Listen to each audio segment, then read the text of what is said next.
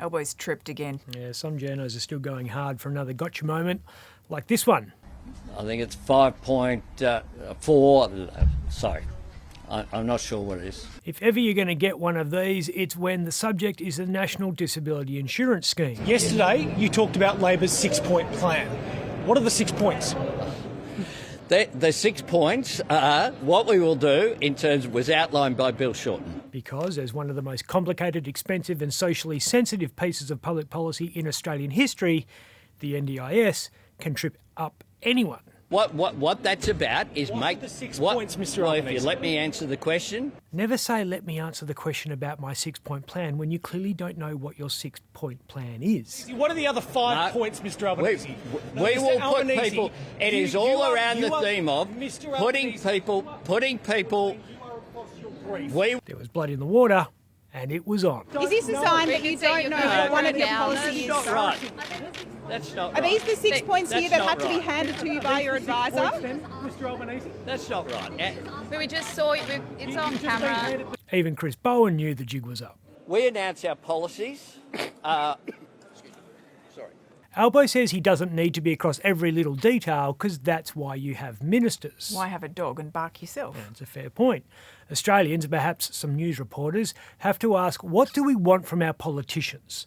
Scott Morrison is the ultimate command and control leader. He is across the detail. 2 years ago, we were told unemployment would go to 15%, but yet today it's at 4%, the equal lowest level in almost 50 years. And he gets bagged for being a bully and a dictator. And I can tell you what, he's probably one of the most unpleasant men I've ever had to sit in front of. He is adept at running with the foxes and hunting with the hounds, lacking the moral compass and having no conscience.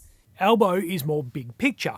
He delegates to his ministers and he gets bagged for not being across every brief. I do note that there have been some rather bizarre articles which suggest that it's inappropriate for the Treasurer or the Shadow Treasurer to want to comment on Treasury issues, or that Jason Clare, as a housing spokesperson, mightn't want to comment on housing policy, or that Chris Bowen mightn't want to comment on climate change and energy. I find that extraordinary. I'm captain of a team. I'm very proud of the team that we have. Albanese might not know the intricacies of the NDIS, but he does know Scott Morrison's weaknesses. Scott Morrison doesn't have a team.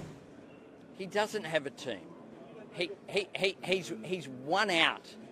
He is one out when it comes to policies and when it comes to appearances. Alan Tudge is in witness protection. So many of the government ministers are in witness protection. Where is Alan Tudge? You mean, where is the man who was stood down from cabinet after being busted having an affair with the junior staffer, who also accused him of mentally and in one case physically abusing her before winning a $500,000 taxpayer compensation windfall that's never been fully accounted for? Yeah, him. As far away from the TV cameras as possible, I'd imagine. There you go! Line it up! Come on! There's been confusion about Tudge's role in government ever since he was investigated over whether he did anything wrong by embarking on that affair with Rochelle Miller. He stood down as Education Minister during the inquiry, but remained benched even after it was determined that he hadn't breached ministerial standards. Should Mr Tudge wish to return, I know he will, and I look forward to him doing that. Tudge said he didn't want to return as a minister because he was focused on repairing the damage done to his family. Very honourable. With Tudge's Todger cleared of being in the wrong place at the wrong time, the national press pivoted from playing Where's Willie to Where's Wally. So where is Alan Tudge? I suggest in his electorate, Lisa. I don't know where he is. I tend not to keep track of my colleagues' whereabouts. That was Acting Education Minister Stuart Robert. His ignorance about Tudge's whereabouts was clearly feigned, but worryingly for the man in charge of the nation's education standards, his ignorance of basic maths was not.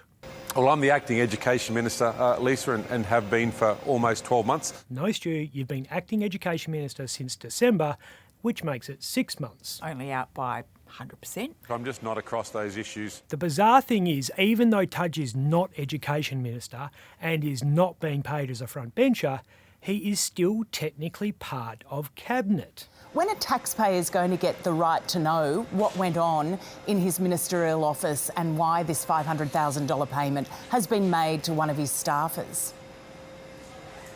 I'm not across those issues, Lisa, so unfortunately I can't give you any degree of answer.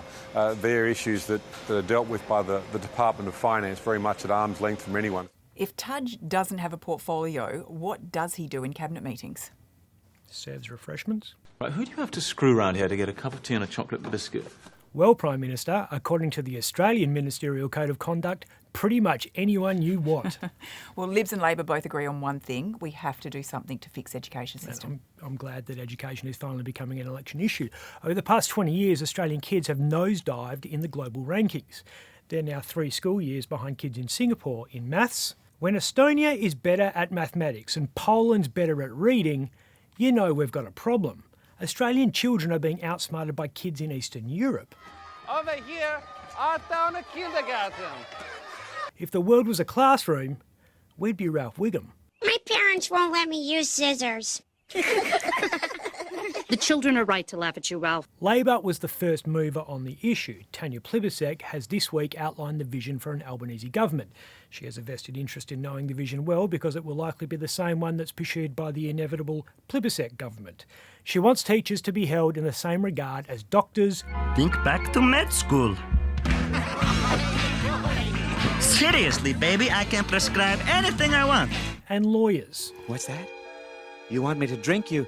They'll also look at improving wage progression. The starting salary is very good, but teachers hit the ejector seat when they reach the pay ceiling. People should only be accepted into a teaching degree if they're in the top 30% of high school students, and they should have to pass the literacy and numeracy test for initial teacher education standards. That's the exam to ensure they actually have the skills to teach kids before they start the degree, not at the end. Morrison has pinched that last part of Labor's plan. Our political leaders have come up with the groundbreaking idea that student teachers should be capable of reading and doing sums before they learn how to teach our kids how to read and do sums. I have no words.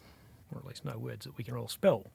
Turns out that 10% of teaching grads failed the literacy and numeracy test, and 10% of that 10%, we don't know what proportion that is in real terms because we can't do maths, fail it 3 times. So it's not surprising that our classrooms are less this. Captain, my captain. And more this. What love? I'm Ben Harvey.